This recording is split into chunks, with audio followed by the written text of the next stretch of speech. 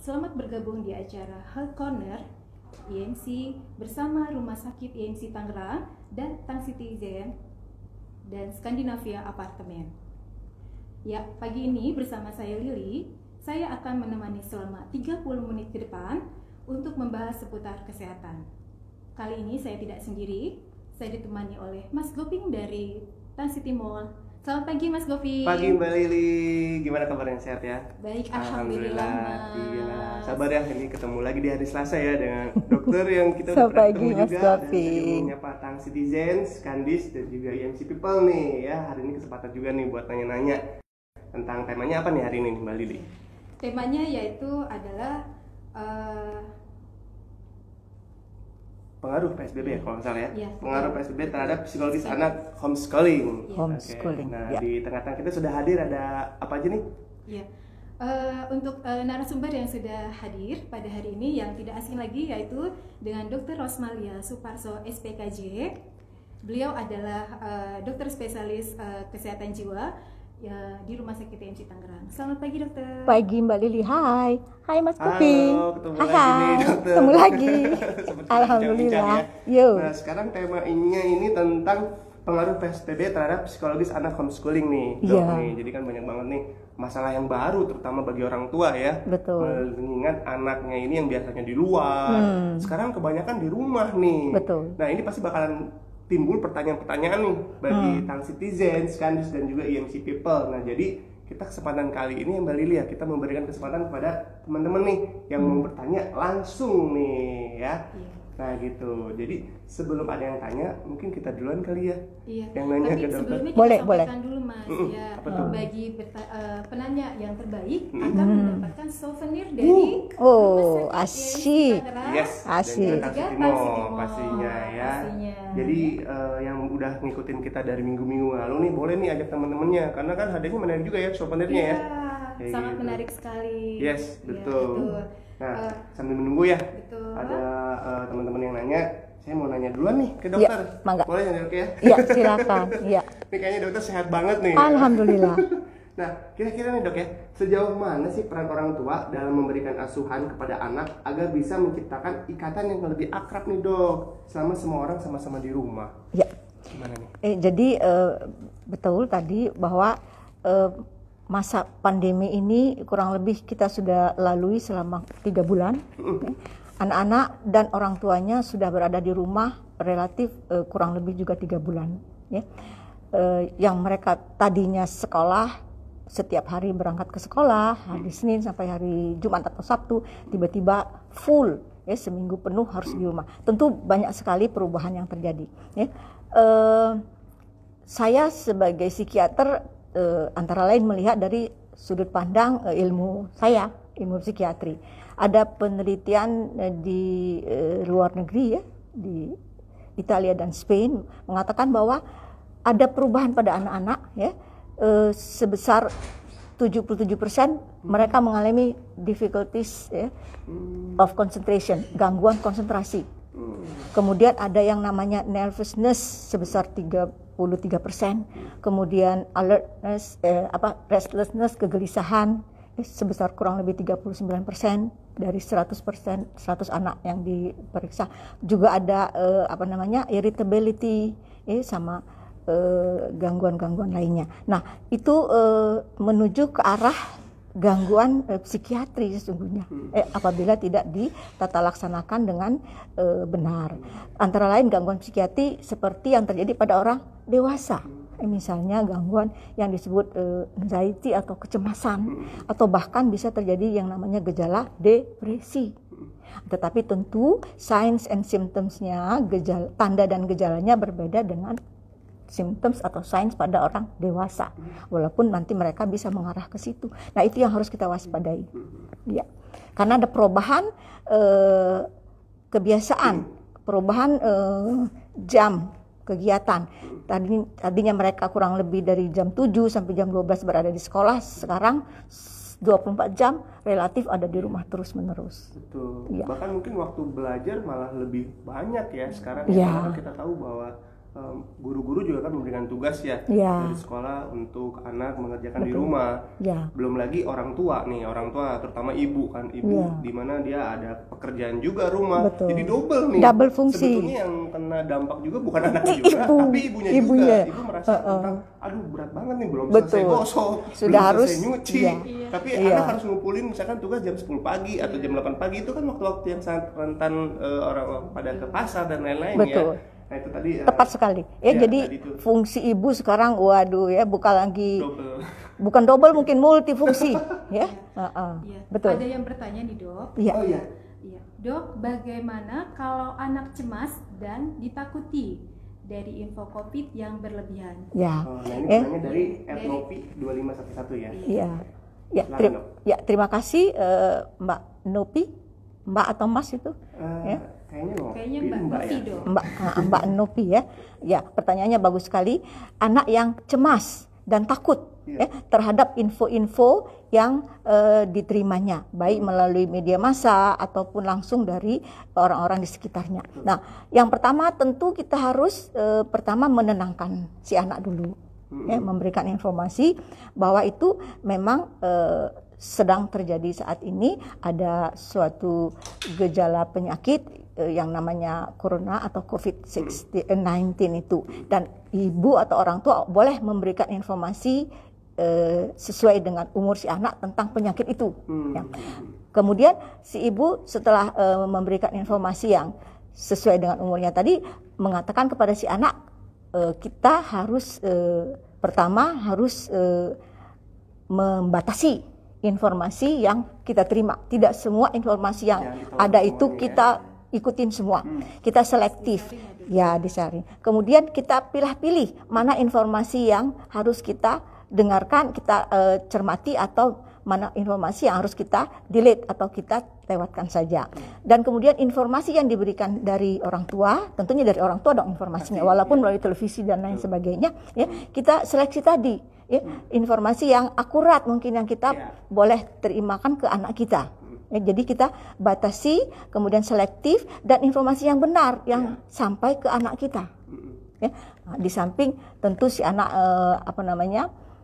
jadi anak tadi sesungguhnya jam-jam waktunya itu selain dia kita setting up sebagai orang tua seandainya memungkinkan, setting up jam sekolah itu kita pindahkan ke rumah. Jadi jam 7 misalnya sampai jam 12 adalah jam untuk dia belajar seperti di sekolah.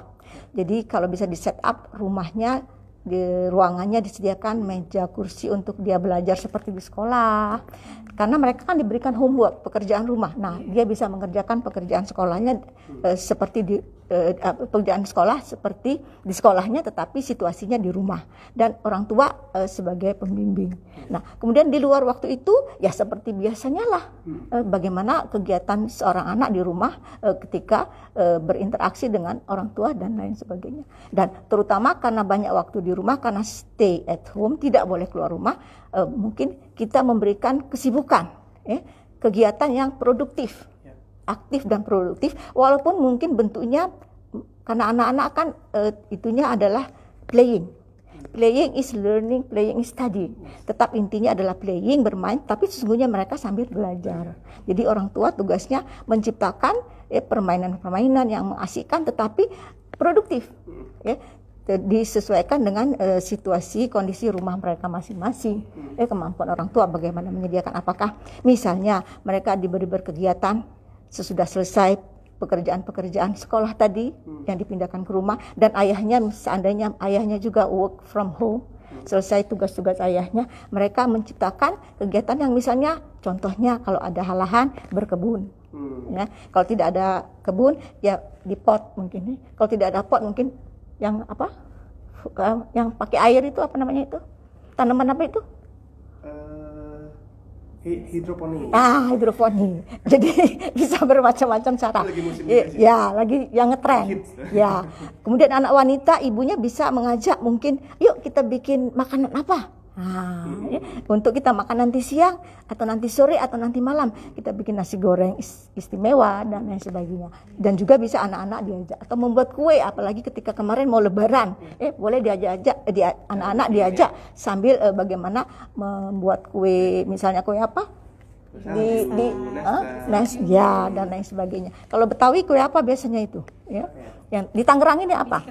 Biji ketapang. Apapun itu, tapi kita mengajak mereka untuk berkegiatan yang produktif dan mereka bisa merasakan hasilnya yang instan seketika. Nih langsung dimakan. Ini pekerjaan kamu. Nah, itu beberapa contoh. Jadi anak tetap dilibatkan ya, Dok? Iya. Karena memang bukan hanya anak-anak saja, orang dewasa juga khawatir ya, Dok, ya, Betul. melihat berita gitu kan setiap hari naik terus juga positif. Terus sekarang bahkan sudah sampai 30 ribuan ya. Betul. Mungkin ada baiknya juga anak tidak terlalu dilibatkan dengan masalah ini gitu ya kan. Jadi anak biarlah bermain aja, pas lagi nonton TV, pas saat ada berita ya tinggal di skip aja ya.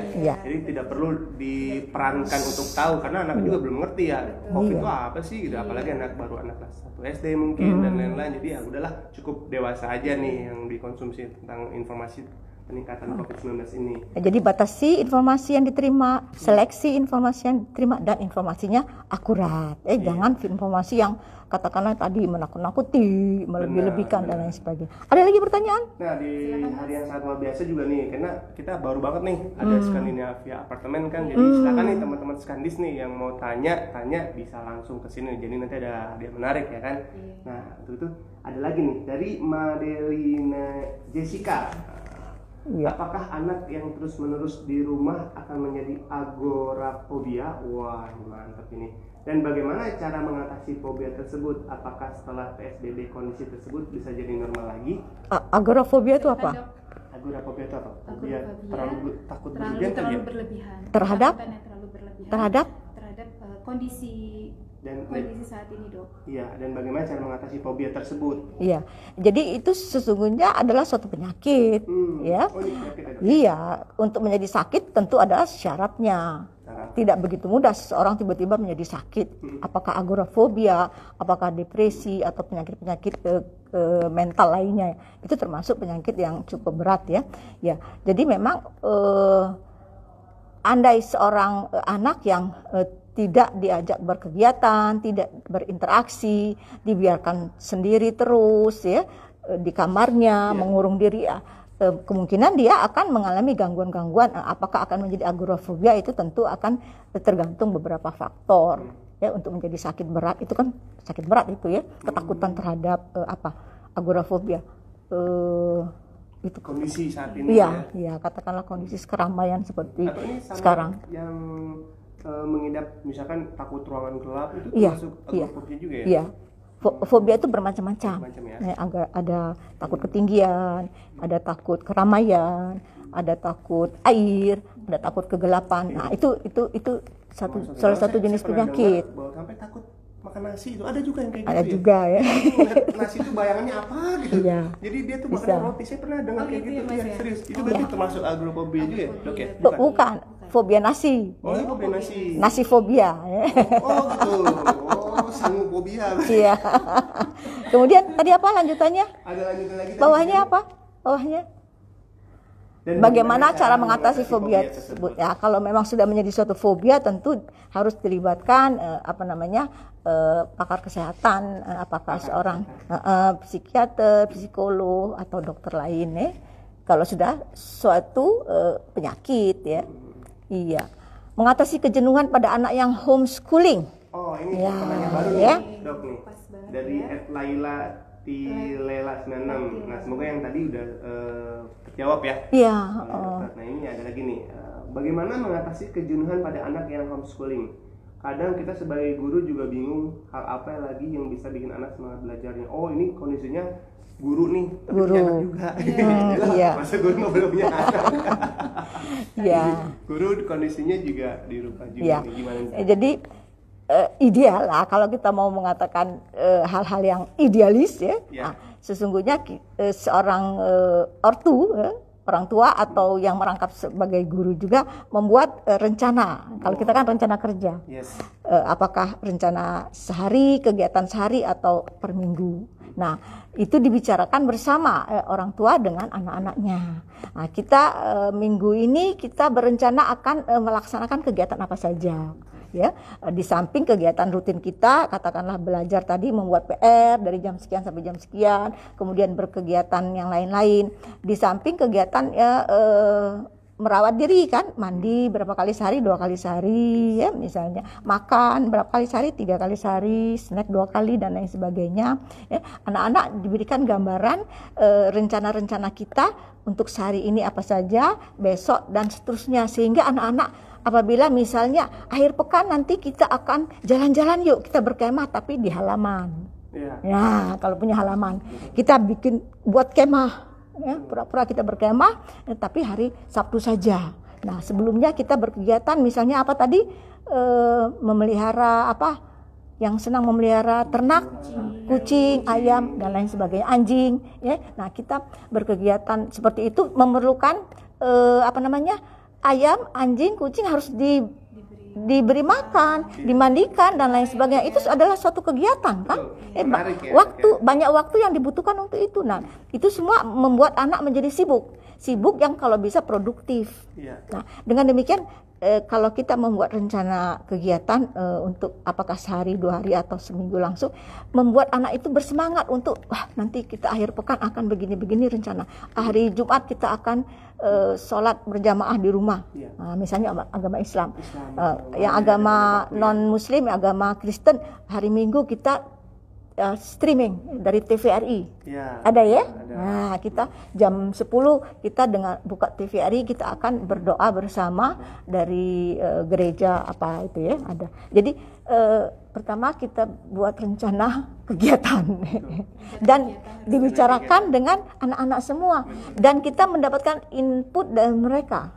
Tidak hanya satu arah dari kita, tapi 2 arah dari anak-anak juga kita harapkan ada masukan. Jadi bukan hanya perintah saja ya, betul, ya. Jadi bagaimana anak tertarik dengan maunya apa gitu. Ya. Misalkan kalau wanita, anak kecilnya masak-masakan, kalau yang cowoknya yuk bikin pesawat dari kardus. Nah, itu dia. Gitu kan, atau merakit sepeda dan lain-lain. Pinter sekali. Banyak hal yang positif nih yang dilakukan selama 3 bulan ke belakang. Sebetulnya harusnya ada poin-poin tertentu yang meningkat nih. Betul. Ya, dari skill anak sendiri seperti itu. Ada lagi nih Mas Oping, Dok, dari Ceceril. Halo Dok, bagaimana jika anak mengalami fobia sosial akibat berita COVID-19? Jadi betul sekali ya, pertanyaannya bagus sekali. Jadi akibat pandemi ini banyak orang yang mengalami yang namanya paranoid. Ya. Curiga tertular, kalau keluar rumah ketemu orang, jangan-jangan orang itu sudah COVID, sudah terjangkit dan dia bisa menularkan kepada kita. Kita pergi, sekarang kan sudah ada mall yang dibuka, kita pergi ke mall, jangan-jangan orang di mall itu sudah terjangkit penyakit walaupun dia tidak bergejala, orang tanpa gejala, OTG. Nah, jangan-jangan kita bisa tertular sehingga kita memakai pakaian yang seperti astronot itu, APD 3 ya. Jadi para hal-hal yang paranoid seperti itu kalau sudah berat sekali keadaannya bisa menjadi suatu fobia atau ketakutan terhadap lingkungan sosial, sehingga tidak berani keluar rumah, hanya sembunyi di dalam rumah selama 24 jam, tidak ada interaksi. Nah, barangkali orang tua yang mengerti tadi berikan informasi yang benar lagi, bahwasanya COVID itu ditularkan langsung, misalnya droplet langsung dari orang yang memang sudah menderita. Kalau kita memakai masker yang benar, menjaga jarak, selalu mencuci tangan, kita tidak akan tertular. Tidak mungkin kita bisa terkena COVID. Jadi apabila kita menjalankan protokol kesehatan seperti yang sering kita dengar di televisi itu dengan benar, juga sudah diberikan oleh WHO. Itu dari WHO semua loh itu. Protokol seperti itu dari WHO, bukan buatan-buatan kita sendiri. Kita jalankan dengan benar, kita tidak akan tertular. Jadi berikan informasi yang benar, kemudian seleksi informasi yang akan diterima oleh anak, kemudian hanya keluar apabila memang dibutuhkan, dan memberikan macam-macam kegiatan tadi. Buku bacaan tentang penyakit-penyakit kalau perlu, tetapi penyakit-penyakit yang bukan menakutkan, sesuai dengan usia, karena anak-anak kan berbeda usia, berbeda penerimaannya atau kognitif pemikirannya ya. Jadi jangan sampai nanti pasal ini sudah selesai malah membuat anak jadi takut ke depannya ya, padahal virusnya sudah tidak ada, tapi malah jadi tetap khawatir gitu untuk bersosial. Ini kan sangat khawatir banget, sangat merugikan banget ya, karena kan khawatir di usia anak-anak sebetulnya kan perlu interaksi sosial gitu kan. Gitu. Betul. Ini ada lagi nih dari Intan Amalia. Press conference oleh Kemendikbud kemarin menyatakan bahwa kemungkinan pembelajaran secara daring ini akan berlangsung cukup lama nih dok. Kemungkinan besar sampai akhir tahun. Wow. Saya khawatir nih anak-anak jadi malas dan nanti ketika tiba masuk sekolah normal, tetapi anak-anak jadi malas dan kehilangan semangat untuk berkegiatan di luar rumah. Bagaimana cara menghindari hal tersebut nih dok? Ya. Wah, ini sepertinya pertanyaannya bagus sekali. Iya, ya. Ibu-ibu karena sudah orang tua khususnya betul. Ya, jadi karena sudah terlalu lama di rumah, akhirnya anak-anak malas untuk menginjakkan kakinya ke sekolah. Ya, ngapain sekolah? Bisa belajar di rumah atau ngapain sekolah lagi? Semua orang kok sama juga, tidak ada yang sekolah. Nah, itu tadi.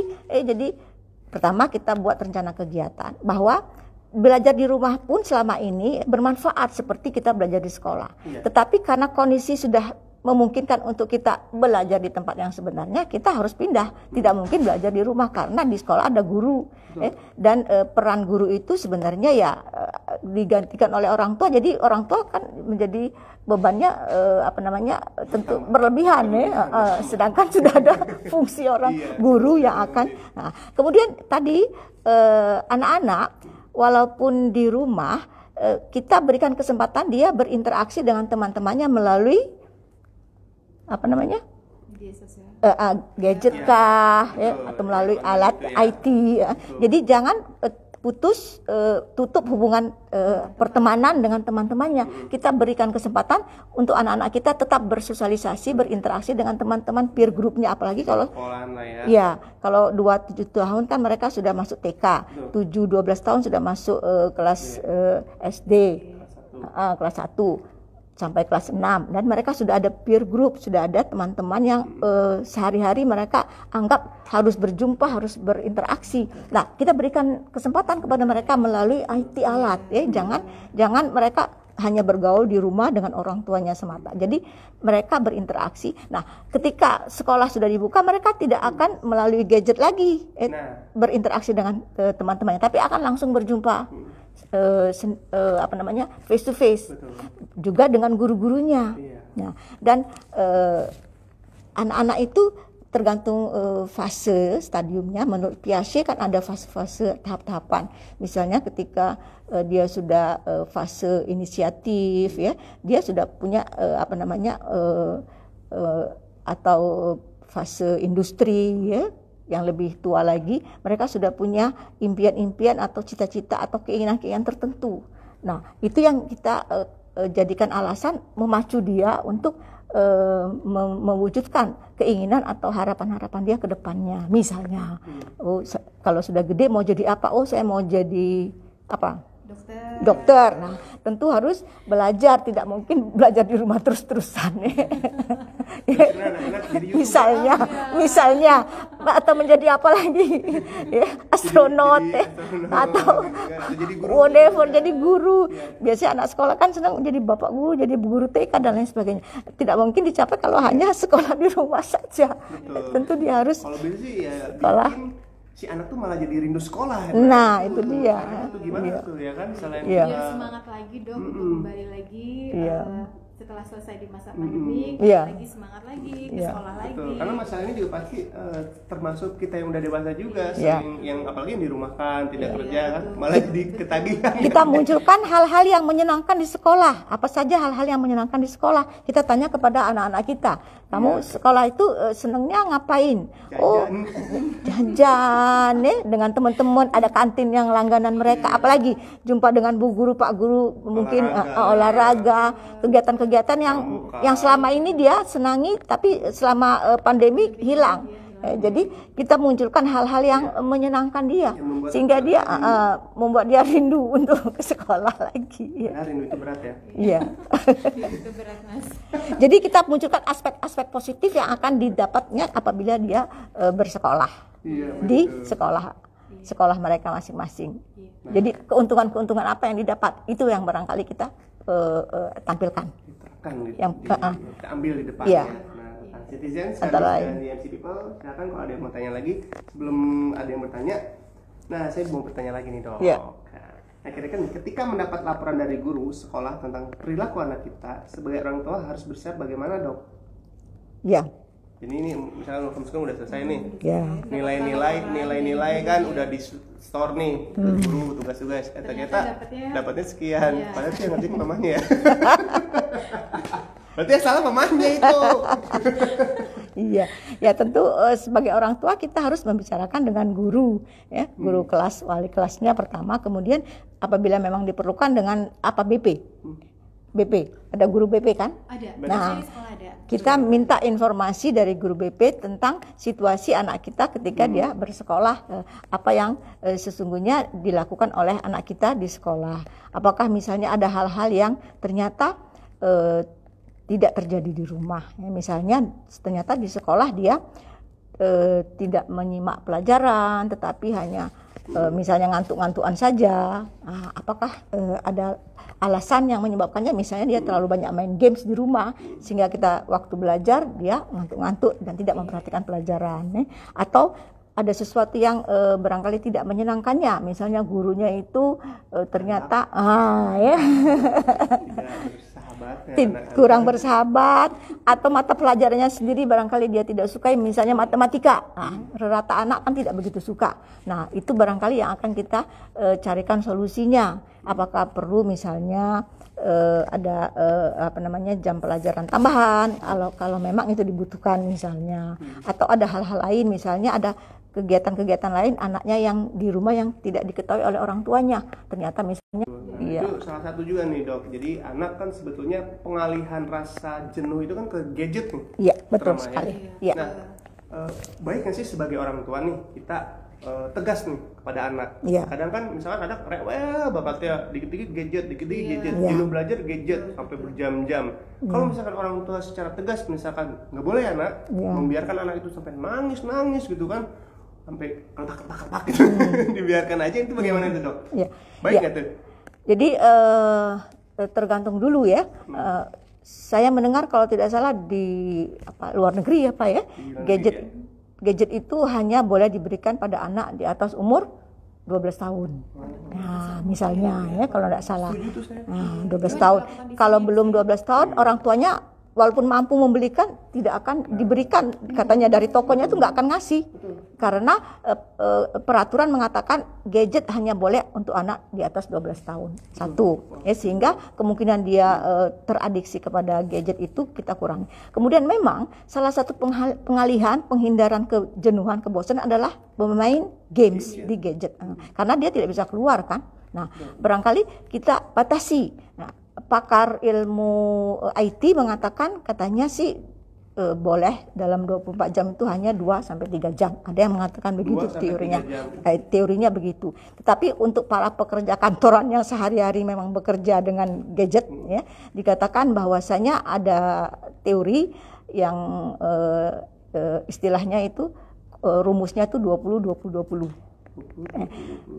Karena dia 8 jam atau lebih mungkin memang dia berhadapan dengan komputer itu, ya, kan ada gelombang elektromagnet yang bisa merusak mata, otak dan lain sebagainya. 20-20 itu adalah setiap 20 menit kita alihkan pandangan mata kita ke objek lain yang jaraknya 20 feet. 20 feet itu kira-kira 6 meter lebih. Misalnya kita memandang ke gedung di luar, kalau bisa ke tempat yang sejuk, yang indah gitu, hijau-hijau selama 20 detik. Nah, setiap 20 menit kita alihkan pandangan kita selama 20 detik ke tempat yang jaraknya minimal 20 feet, ya, keluar situ misalnya. Setiap 20 menit. Nah, untuk para pekerja yang memang sehari-hari harus di depan monitor terus. Tapi ada lagi teori lain yang mengatakan katanya untuk anak sekolah sih, di sekolah sih boleh mereka 1,5 sampai 2 jam setiap hari, kecuali akhir pekan mereka mungkin boleh beberapa jam lebih karena akhir pekan. Nah, jadi ada pembatasan penggunaan gadget atau di samping umur tadi membatasi lamanya, kemudian diseleksi apa saja informasi atau acara-acara yang boleh dikonsumsi oleh mereka, karena kan ada macam-macam, kadang-kadang ada yang lolos ya, film-film yang untuk dewasa mereka tonton, jadi kita harus dalam pengawasan, sehingga kemungkinan dia adik kepada gadget itu kita sudah prevensi.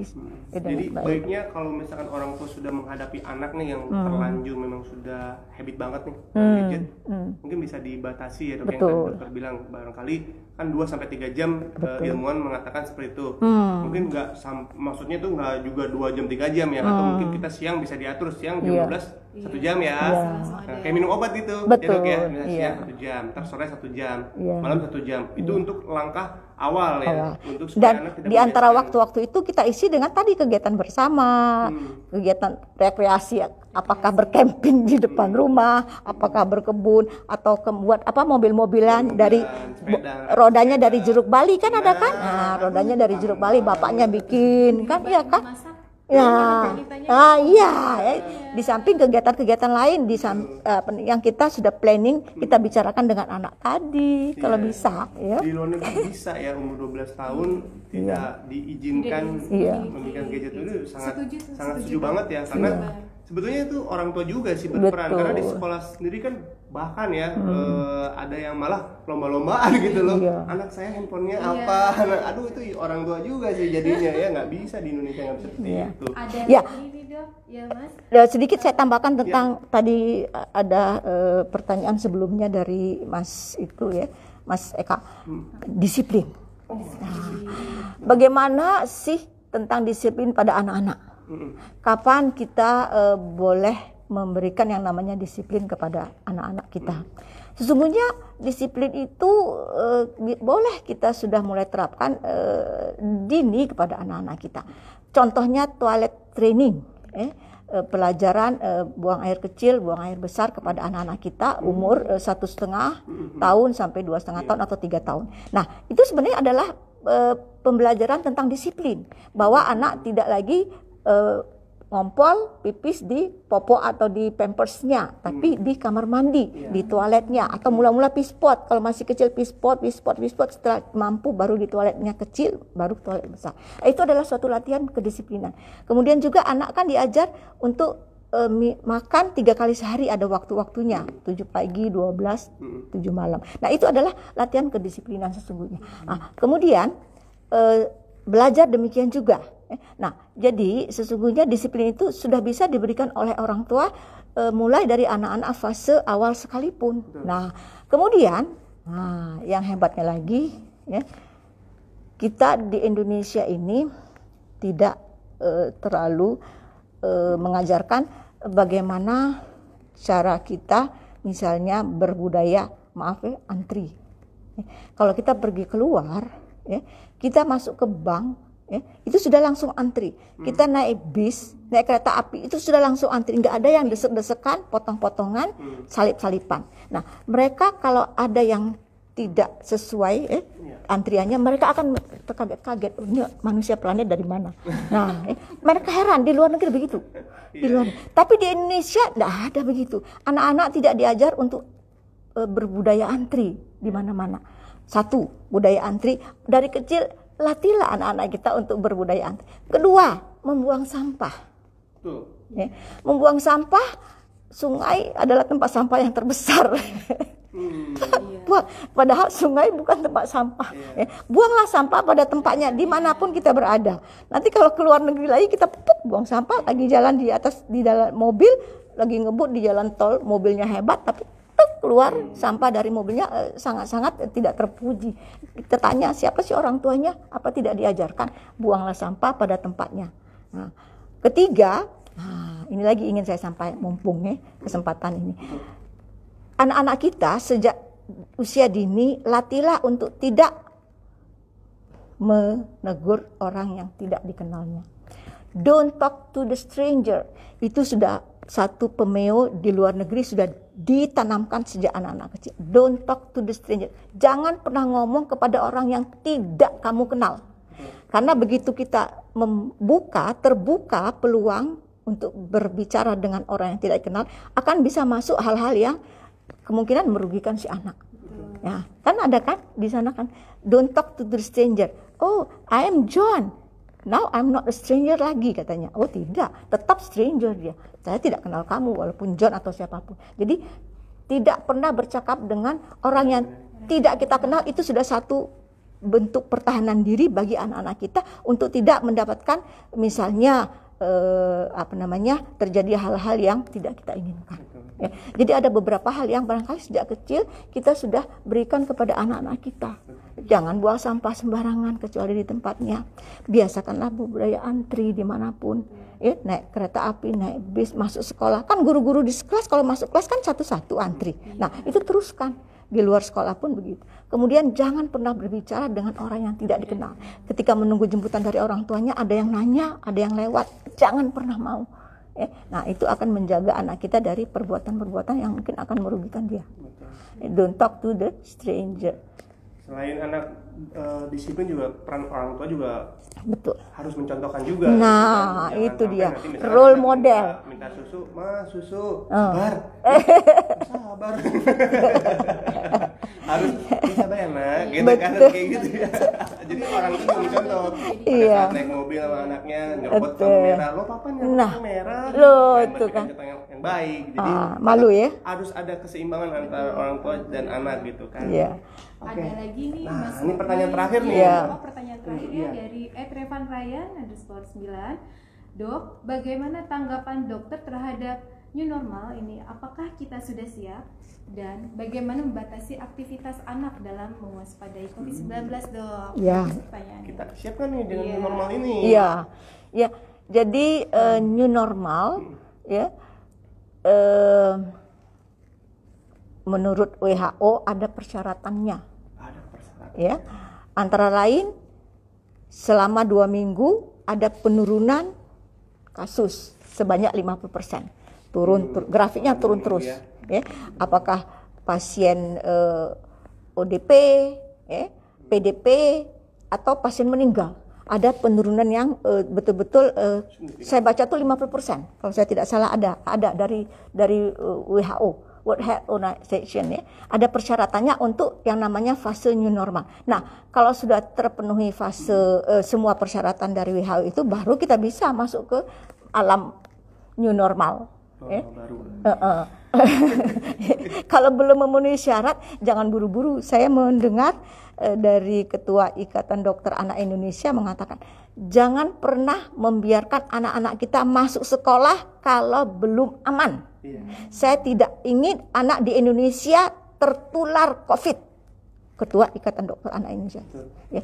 Jangan sampai anak kita tertular. Seperti di Perancis, 2 minggu sekolah dibuka, 40 orang anak tertular. Inggris 2 hari dibuka, 2 orang anak positif tertular. Langsung tutup semua. Jangan sampai kita seperti itu. Jadi kalau sudah betul-betul memenuhi syarat seperti yang ditentukan oleh WHO itu, barulah kita masuk ke fase new normal. Kemudian tadi lanjutannya, punten. Tadi lanjutannya sesudah new normal. Dan bagaimana membatasi aktivitas ya. Dari COVID-19. Betul. Jadi kita akan berulang-ulang mengatakan kepada anak ada protokol kesehatan yang harus kita ikutin.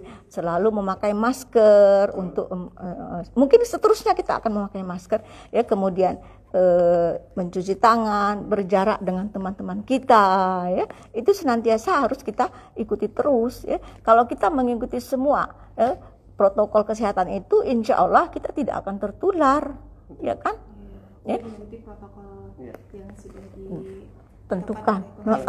Betul. Benar-benar kita harus ikuti deh ya, betul. Karena ini bukan masalah yang enteng banget ya. Takutnya tuh ada lagi gitu loh kalau misalnya kita nggak disiplin yang tadi sudah disampaikan ya. Nah itu tadi, terima kasih banyak nih pertanyaannya yang sudah ikut gabung bersama kita. Revan, Iya. Mau saya sampaikan juga nih kalau Rumah Sakit IMC Tangerang memiliki promo, yaitu promo drive-thru, Mas. Kirain cuma makanan aja loh.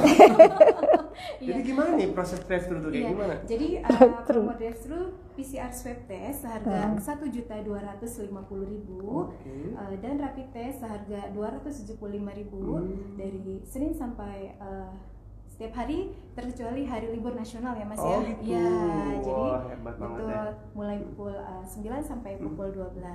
Gitu. Promo drive-thru. Iya. Drive-thru. Artinya nggak perlu dia masuk ke rumah sakit, nggak perlu. Bisa langsung periksa. Iya. Langsung tunggu sebentar. Nah. Iya.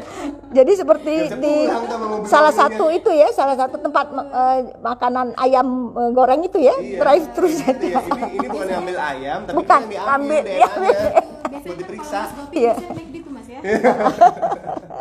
Sama warteg biasanya drive-thru juga.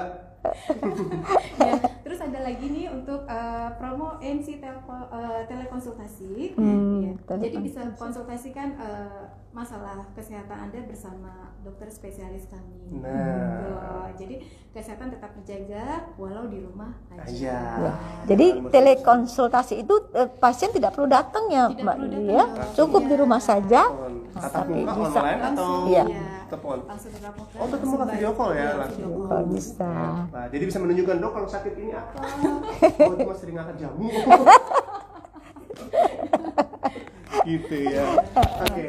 Nah, buat teman-teman yang pengen nanya-nanya bisa ke websitenya ya. Ada websitenya apa? Betul. Untuk website itu bisa lebih lanjut menghubungi website kami di www.imc.id atau di Instagram kami di rs.imc. Nah, jangan lupa juga follow Instagramnya Tang Siti Mall dan juga Skandinavia Apartemen ya. Ya, cari aja itu banyak dan subscribe juga nih YouTube-nya Tang Siti Mall karena banyak banget nih cerita-cerita yang menarik nih. Pas. Pandemi kayak gitu. Kedengeran Ya. Kita pernah bikin cerita nih IMC dan Tang Siti Mall nih tentang kewaspadaan COVID-19 ini. Dan bisa juga kalau untuk konsultasi lebih lanjut bisa datang ke Rumah Sakit IMC Tangerang ya dengan Dr. Rosmalia setiap hari Senin ya dok ya sampai hari Sabtu jam 12 sampai jam 3 ya dok ya. Iya betul. Kalau sudah ketemu dokter keluar langsung sehat. Iya. Amin. Insya Allah. Iya. Pegang aja ya. Iya. Jadi terima kasih IMC People. Yes, IMC People dan Tang Citizen juga Skandis yang pertama kali nih. Iya. Nah, kita ikut lagi ya. Iya. Dadah. Terima kasih dok. Jangan takut ke rumah Sakit. Iya. Assalamualaikum warahmatullahi Wabarakatuh. Terima kasih, saya Gopi. Bye-bye. Dadah. Dadah. Terima kasih dokter. Terima kasih, sama-sama. Terima kasih.